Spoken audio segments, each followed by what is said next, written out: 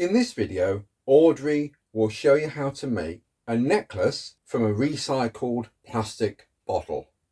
Let's start by letting you know what you'll need for this project. So it starts fairly straightforward: a pair of scissors, a crafting knife, your recycled plastic bottle like a water bottle or a soda bottle. You'll need a lighter or some matches, some tweezers, a basic cheap tea light on a stand of some kind to raise it off the ground, a knitting needle, just an old one or an old metal skewer. Then you're going to need a glue gun. Now, if you've not got a glue gun, it is a good investment for other craft projects that Audrey's going to show you. You're going to need some beads. You can use plastic beads or wooden beads, whatever you like.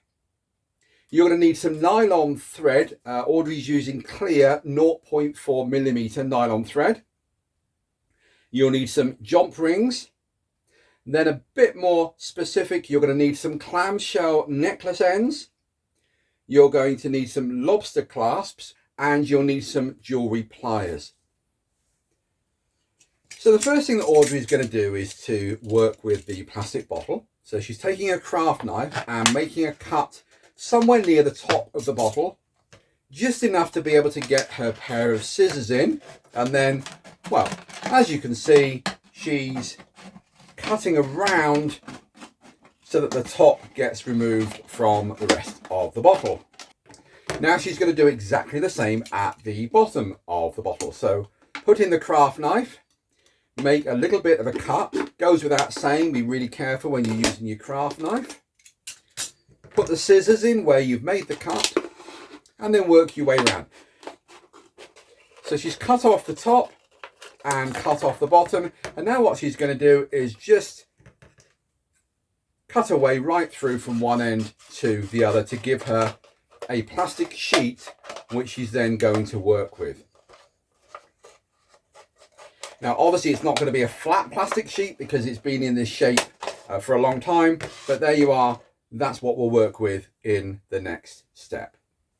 The next thing that Audrey's going to do is to work with the plastic that she's just cut out.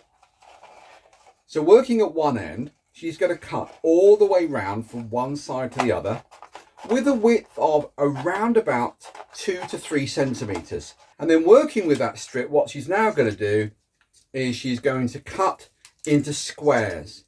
You're going to need 16 of those. So you can do 16 all the same size, or you could do, say, half of them at 3 centimeters square and the other half at 2 centimeters square. It's up to you. Audrey's cut out a very large, bright red shape, the same as the small plastic shapes, just to give you an idea of how it's going to look. So this is how each of your 16 plastic shapes need to end up looking, which is the pattern for a flower. First of all, from each of the 4 sides, Audrey's going to cut just a single line just over halfway into the center on all 4 sides. Having done that, she's then going to go back to each of those 4 lines, and she's going to cut a little bit either side to make a triangle shape. Now the reason you don't just go straight for the triangle is that it's a lot harder to get the pattern symmetrical. Having done that, the final step, as you can see, is to round off the corners to move it from a square into a slightly more circular shape.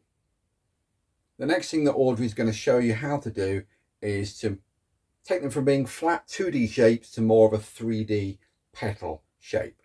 So, over to Audrey. Let's watch what she's going to do.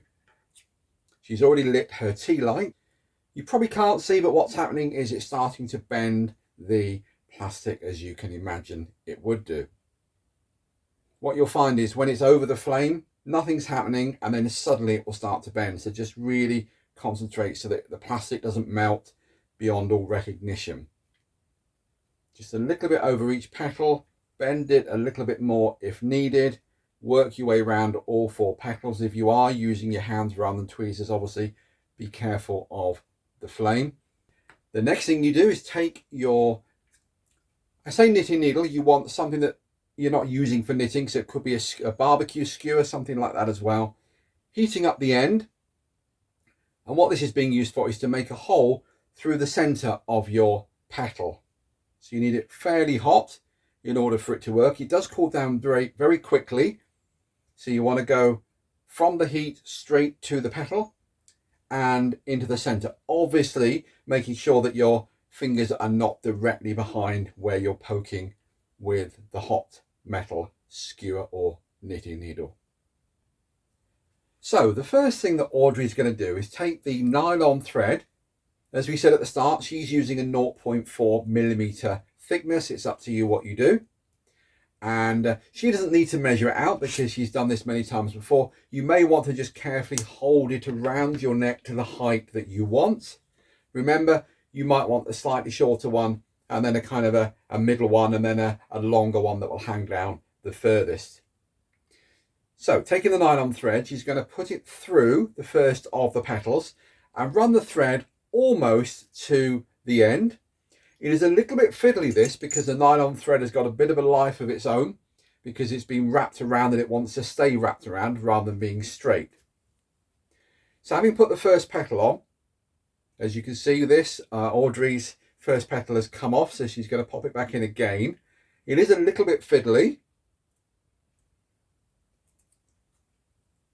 She's going to run the bead down to meet where the petal is. Now, obviously at the moment, nothing's going to stay. So she's using the hot glue gun. Pop a little bit of glue on the petal where the hole is. And then push the bead down onto where the glue is and just hold it for a short time. So having got the first one in place, at least now the nylon thread behaves itself a little bit better because it's got a weight at the bottom. So Audrey's running the next petal down. She's leaving a gap between the first petal and the second petal. And then she's putting on the bead.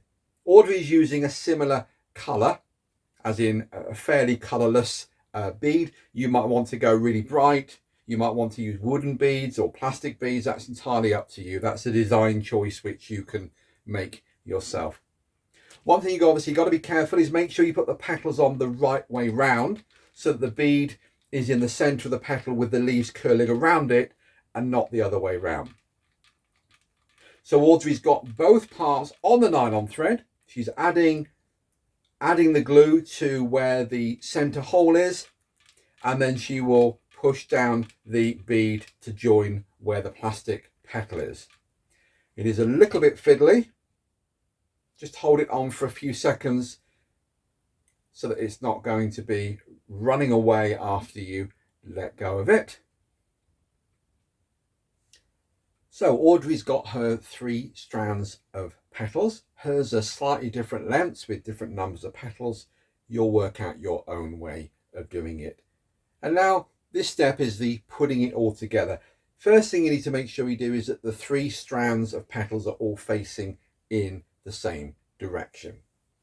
Now, what Audrey's going to do is take the clamshell necklace end, pop through the end of one of the nylon threads. Then she'll get the end of the next thread and pop it through.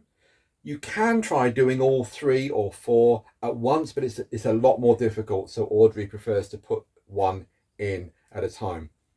Effectively, if you look up a clamshell necklace end to see a photo of it, it's got a hole at one end which you're putting the nylon threads in, and then like a clamp that you are pressing on the other end, a little bit like a clamshell clamp. And then use your pliers to make sure it's really securely fastened so that the nylon threads have got no chance of pulling out. Now, that's one end.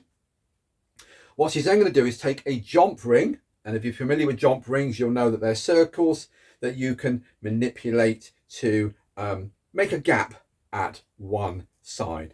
And she's making the gap and she's popping it through the little loop that's on the end of the clamshell necklace end. And having done that, she'll then, with the pliers, close the gap to form a circle again. So in terms of order, you've got your nylon threads, then you've got your clamshell necklace end, and then you've got the jump ring. And that jump ring will be ready to fasten to the other end in just a moment.